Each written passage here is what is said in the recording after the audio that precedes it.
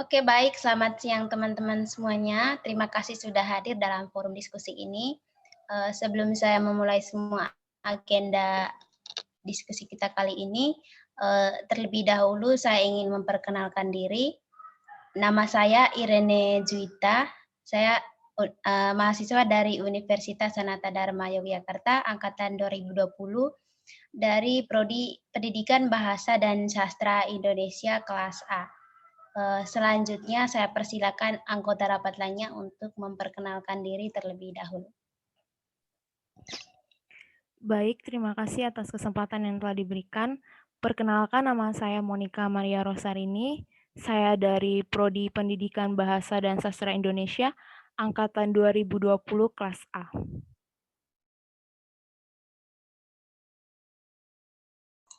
Baik, terima kasih atas waktunya. Perkenalkan, nama saya Regina Agustinawati Santoso. Saya mahasiswi dari program studi Pendidikan Bahasa dan Sastra Indonesia Universitas Sanata Dharma, angkatan 2020. Terima kasih. Baik, terima kasih atas waktunya. Perkenalkan, nama saya Florentina Resa Asari Putri.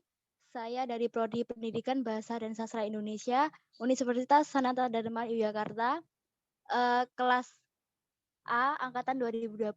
Terima kasih. Oke, baik. Terima kasih teman-teman sudah memperkenalkan diri. Kali ini kita akan berdiskusi atau lebih tepatnya rapat bersama mengenai masalah-masalah aktual yang ada di lingkungan kita masing-masing atau secara umum itu masalah-masalah yang kita sering temukan di negara kita Indonesia. Produk ini akan ditayangkan di media sosial kita masing-masing sebagai komunikasi atas tindakan rekonsiliasi. Tetapi sebelum kita memulai semua rangkaian agenda rapat kita pada siang hari ini, alangkah baiknya kita memulai semuanya dengan doa. Saya persilakan Mbak Monica untuk memimpin kita dalam doa. Baik, sebelum kita memulai rapat di siang hari ini, mari kita bersatu dalam doa. Berdoa menurut kepercayaan masing-masing. Berdoa dimulai.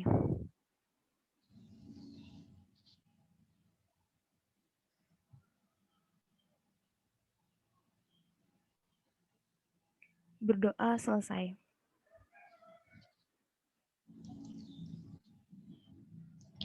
Oke, baik. Terima kasih Mbak Monica sudah bersedia memimpin kita dalam doa. Selanjutnya kita langsung saja pada agenda kita yang pertama, karena agenda rapat kita kali ini terdiri dari 7 bagian. Jadi langsung saja kita masuk pada pembukaan sebagai agenda pertama. Di sini masing-masing dari kita akan memberi usulan atau pendapat mengenai masalah-masalah yang pernah kita temukan di lingkungan hidup kita masing-masing atau di negara kita Indonesia. Setiap dari kita mendapat waktu kurang lebih 2 menit untuk menyampaikan pendapat masing-masing. Saya persilakan masing-masing dari kita untuk berpendapat. Silakan. Baik, mungkin saya akan berpendapat terlebih dahulu. Di sini saya akan memilih masalahnya, yaitu tingginya tingkat kriminalitas di lingkungan masyarakat. Akhir-akhir ini jika kita melihat dan menyaksikan video kriminal dan kejahatan yang tersebar luas di media sosial, berita, dan Google, pastinya sangat meresahkan masyarakat dan menimbulkan kecemasan dan kekhawatiran. Apalagi tingkat kriminalitas yang meningkat disebabkan oleh adanya pandemi COVID-19. Selama pandemi ini, tingkat pengangguran dan angka kemiskinan semakin meningkat. Akibat adanya kebijakan pembatasan sosial berskala besar atau PSBB, banyaknya kasus pemutusan hubungan kerja atau PHK yang akhir-akhir ini terjadi menjadi salah satu faktor penyebabnya. Para pekerja yang terkena PHK tidak lagi mempunyai penghasilan tetap untuk menghidupi sanak keluarga. Lama-kelamaan, mereka akan kehabisan tabungan dan tak mampu untuk membeli makan sehari-hari. Dengan penutupan dan pemutusan hubungan kerja tersebut, masyarakat yang terkena dampaknya pastinya tidak dapat memenuhi kebutuhannya sehari-hari. Fenomena ini pastinya akan menyebabkan masyarakat yang sudah miskin menjadi semakin miskin. Melihat keadaan yang memprihatinkan ini, akhirnya para pelaku melancarkan aksinya seperti melakukan perampokan atau pencurian. Maraknya kasus kriminalitas ini mendorong peran serta pemerintah dan juga aparat dalam penanganannya. Polri mengambil langkah pengamanan dengan melakukan patroli atau razia berantas kejahatan jalanan seperti pencurian, pemungutan liar, dan premanisme. Tidak hanya itu, tetapi peran serta masyarakat juga dapat berperan dalam mengontrol keresahan dengan tidak menyebarkan berita hoaks atau bohong di kalangan masyarakat, terutama keluarga. Adanya berita hoaks justru malah akan memperkeruh keadaan. Maka dari itu, tak hanya peran pemerintah yang diperlukan dalam menghadapi pandemi ini, tetapi peran serta masyarakat justru lebih penting. Sekian, terima kasih. Oke, baik. Terima kasih Mbak Monika. Selanjutnya, saya persilakan kepada anggota rapat lainnya.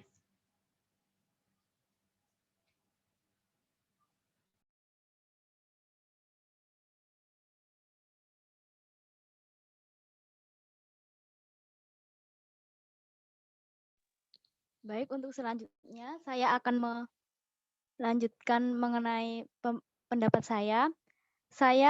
Topik yang akan saya sampaikan adalah mengenai adanya kesenjangan sosial di tengah masyarakat.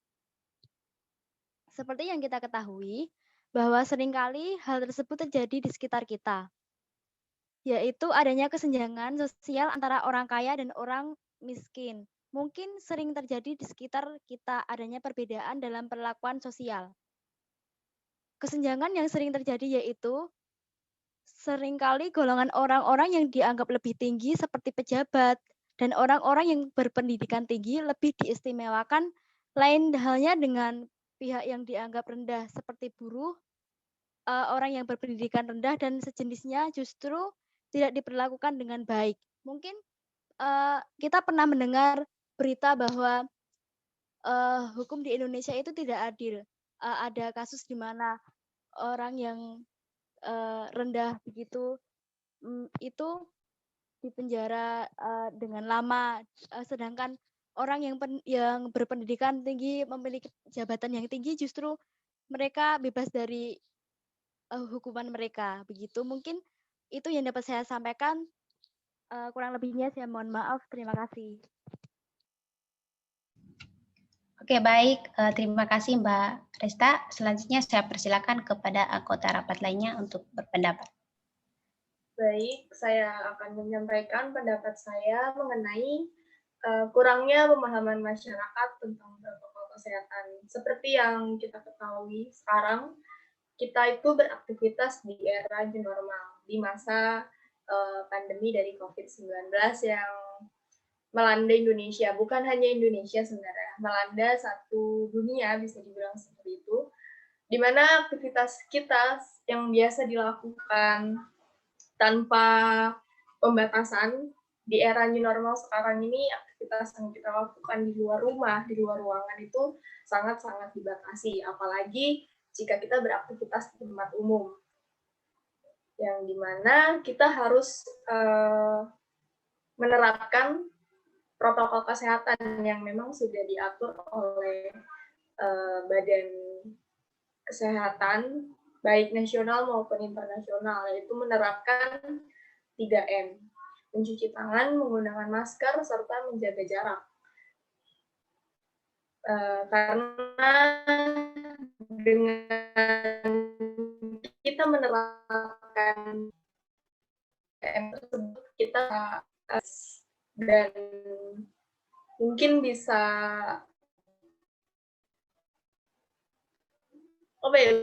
bisa bilang kita tuh sudah melakukan pencegahan walaupun hanya sedikit. Begitu yang bisa saya sampaikan.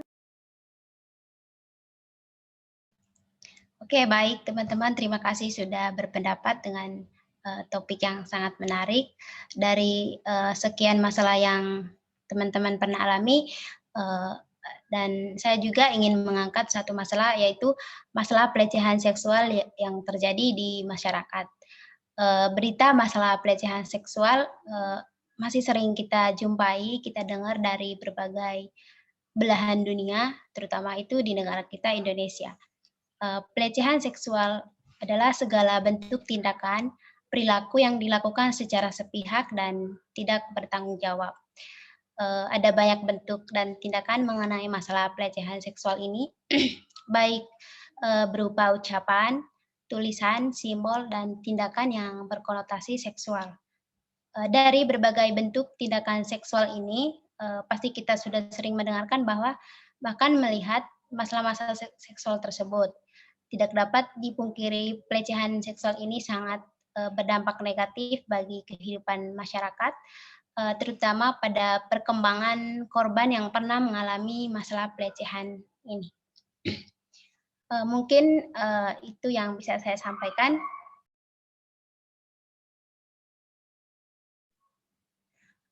Selanjutnya saya akan mengambil kesimpulan dari semua masalah yang teman-teman sampaikan tadi.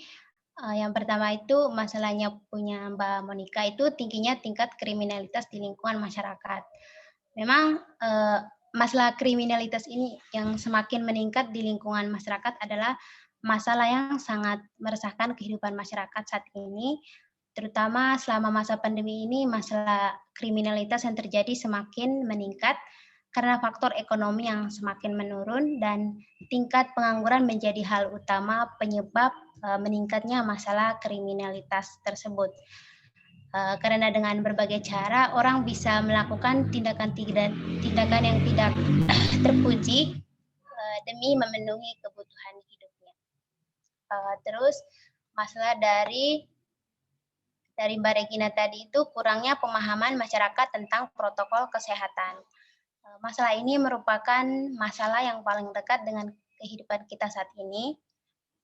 Akibat kurangnya pemahaman masyarakat tentang pentingnya mengikuti protokol kesehatan yang sudah ditetapkan oleh pemerintah, masalah COVID-19 sampai saat ini belum kita atasi dan bahkan penyebarannya itu semakin luas dan merajalela.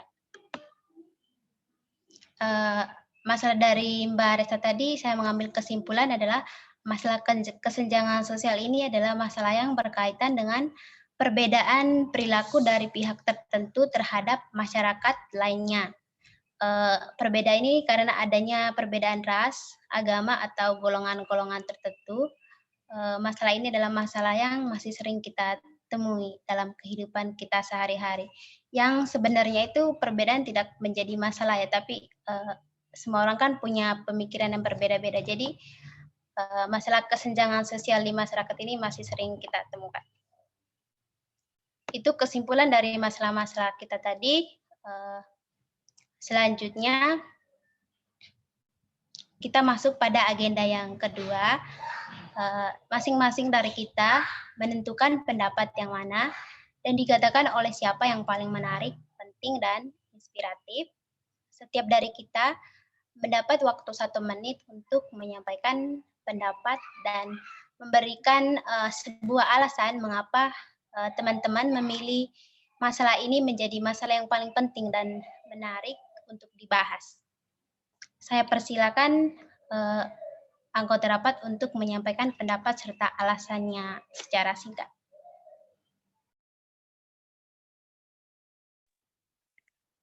Baik, mungkin dari saya, menurut pendapat pribadi saya, topik menarik untuk dibahas dan dibicarakan lebih lanjut yaitu topik yang disampaikan oleh Mbak Regina. Alasannya kenapa? Karena topik tersebut sudah tidak asing lagi jika kita mendengar dan pastinya sudah kita rasakan sendiri bagaimana protokol kesehatan yang sudah ditetapkan oleh pemerintah tidak dijalankan sepenuhnya oleh masyarakat. Jadi menurut saya hal tersebut sangat menarik untuk dibahas dan dibicarakan lebih lanjut. Terima kasih. Oke, terima kasih Mbak Monika. Selanjutnya saya persilakan kepada anggota rapat yang lain. Mungkin saya akan menyampaikan pendapat saya. Menurut saya topik yang dapat kita bicarakan lebih lanjut adalah topik yang disampaikan oleh Mbak Regina, yaitu mengenai kurangnya pemahaman masyarakat tentang protokol kesehatan, karena memang topik ini adalah topik yang sedang terjadi di sekitar kita. Eee, Mungkin jika kita memilih topik ini untuk dibicarakan lebih lanjut, akan kita dapat memberikan kontribusi untuk mengatasi masalah tersebut. Karena memang topik ini memang berada di sekitar kita dan nyata dengan kehidupan kita saat ini. Mungkin itu alasan yang saya berikan. Terima kasih. Oke, baik. Terima kasih Mbak Resta. Selanjutnya. Baik, saya akan menyampaikan pendapat saya dan menurut saya pribadi, saya lebih memilih topik yang saya ungkapkan tadi karena memang itu sudah terjadi dan ada di sekitar kita. Mungkin salah satu dari kita semua pernah melanggar dari aturan 3M yang ditetapkan pemerintah. Nah, sebagai gantinya, kita mungkin bisa memberikan kontribusi yang lebih baik lagi dari sebelumnya. Gitu yang bisa saya sampaikan. Terima kasih. Oke, baik. Terima kasih Mbak Regina. Terima kasih teman-teman semuanya. Secara keseluruhan kita sudah memilih topik yang disampaikan oleh Mbak Regina tadi. Secara pribadi saya juga memilih topik tersebut karena menurut saya topik ini sangat menarik untuk kita bahas karena masalah ini adalah masalah yang paling dekat dengan kita saat ini. Yang perlu kita bahas adalah mungkin dari pembahasan kita nanti kita bisa menemukan hal-hal yang menurut kita paling baik untuk dilakukan. Terus kita bisa menyadari bahwa pentingnya itu protokol kesehatan. Jadi mungkin selanjutnya kita bisa melaksanakan agenda kita yang hal-hal baik yang kita sampaikan dengan di kehidupan nyata gitu. Mungkin secara umum itu yang bisa saya sampaikan. Selanjutnya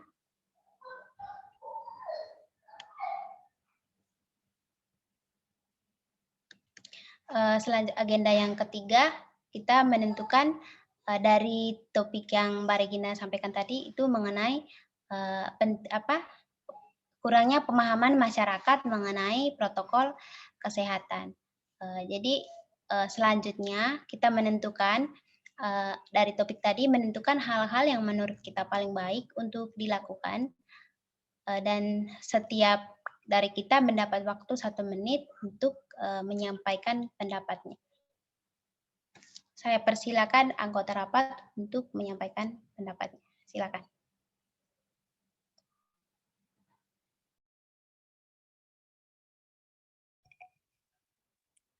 Baik, mungkin kalau dari saya hal-hal baik yang bisa diterapkan nantinya mungkin pastinya kita sebagai generasi milenial pastinya harus bisa memberikan sosialisasi.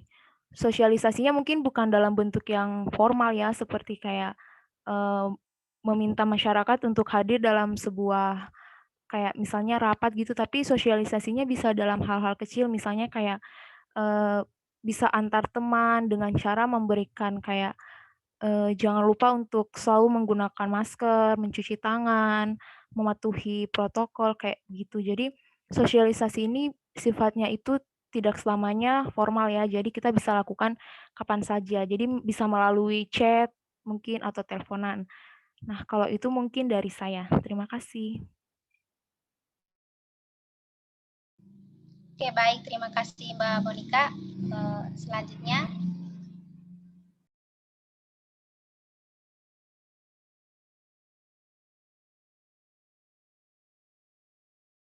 Baik, menurut saya hal baik yang dapat kita lakukan adalah benar seperti yang dikatakan oleh Mbak Monica tadi, kita bisa melakukan dengan hal yang kecil terlebih dahulu. Mungkin menurut saya kita dapat membuat suatu poster begitu di sosial media kita untuk dapat memberi pengertian, pemahaman kepada orang-orang di sekitar kita bahwa pentingnya penerapan protokol kesehatan di masa pandemi COVID-19 ini. Karena seperti yang kita ketahui, masyarakat sekarang ini semakin lama semakin lalai untuk menerapkan protokol kesehatan ini, sehingga COVID-19 ini semakin hari semakin bertambah juga. Sehingga kita sebagai generasi muda juga memberikan sebuah contoh yang baik untuk mereka, sehingga mereka dapat memahami dan menerapkan protokol kesehatan tersebut. Begitu menurut saya. Terima kasih. Oke, baik. Terima kasih Mbak Resta. Selanjutnya. Baik, saya akan memberikan pendapat saya. Sebenarnya saya setuju dengan kedua pendapat dari Resta dan Monica. Dan mungkin kita bisa memberikan sedikit contoh kayak setiap kita pergi keluar atau beraktivitas keluar, kita selalu menerapkan protokol kesehatan 3M itu. Dan mungkin bisa memberi sedikit pemahaman pentingnya protokol kesehatan di masa pandemi itu, apa dampak bagi lingkungan, apa dampak bagi sekitar, atau apa sih dampak kalau kita melakukan dan menerapkan aturan 3M itu bagi diri kita sendiri gitu. Terima kasih. Oke, baik. Terima kasih teman-teman. Dari sekian pendapat teman-teman tadi, saya juga berpendapat bahwa hal-hal yang perlu kita lakukan di masa pandemi ini adalah dengan dari diri kita sendiri, memberi contoh kepada orang lain dengan selalu memakai masker atau mengikuti protokol kesehatan yang ada agar wabah pandemi ini bisa berlalu gitu. Karena kalau kita tidak mematuhi protokol kesehatan itu dampaknya bukan hanya kepada diri kita sendiri kan ya. Dampaknya juga sangat besar terhadap orang lain gitu. Jadi lebih baik kita memberi contoh positif kepada masyarakat, terutama itu di lingkungan hidup kita masing-masing. Oke, baik. Terima kasih teman-teman. Saya mengambil kesimpulan bahwa dari semua pendapat kita tadi bahwa membuat poster lewat media sosial atau lingkungan hidup kita masing-masing, terus memberi edukasi atau pemahaman kepada masyarakat tentang pentingnya itu mengikuti protokol kesehatan, terus memberi contoh yang baik dari diri kita sendiri dengan mematuhi semua protokol kesehatan. Terus yang terakhir memberi sosialisasi tapi bukan dalam bentuk formal. Sosialisasi bisa dalam bentuk lewat media sosial atau media lainnya. Itu yang bisa saya simpulkan dari pendapat teman-teman tadi. Jadi selanjutnya pada agenda yang keempat, pengambilan keputusan mengenai media yang paling cenderung diusulkan oleh anggota rapat. Jadi di sini saya melihat media yang paling cenderung diusulkan oleh teman-teman tadi itu atau media yang paling baik untuk kita lakukan di masyarakat itu adalah membuat poster di media sosial atau di lingkungan hidup kita masing-masing. Memang semua pendapat teman-teman tadi bisa kita lakukan, bisa kita laksanakan di lingkungan kita masing-masing, bukan hanya membagi poster atau pokoknya semua hal-hal baik yang bisa kita lakukan, bisa kita terapkan di kehidupan kita untuk menyadarkan masyarakat bahwa penting sekali untuk mengikuti protokol kesehatan agar wabah virus corona ini bisa hilang gitu, setidaknya bisa berkurang. Mungkin seperti itu. Oke, selanjutnya dari kesimpulan saya tadi, mungkin teman-teman punya kesimpulan lain atau saran lain untuk melengkapi kesimpulan akhir tadi. Saya persilakan teman-teman untuk berpendapat lagi. Kalau dari saya sepertinya sudah cukup.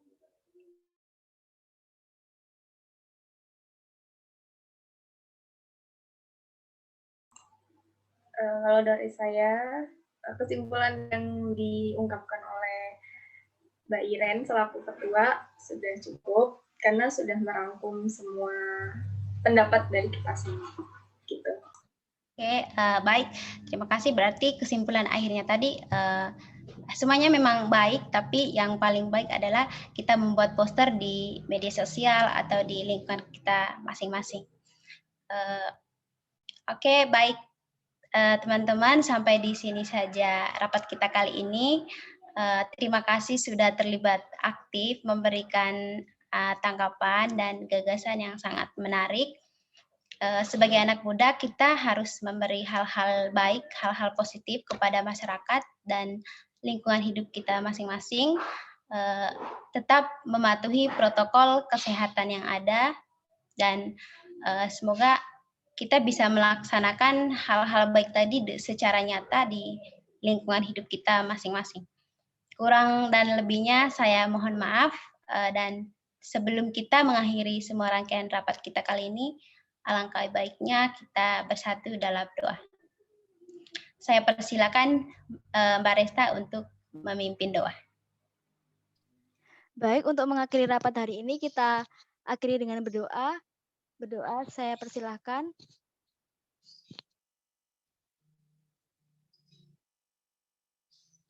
Berdoa selesai.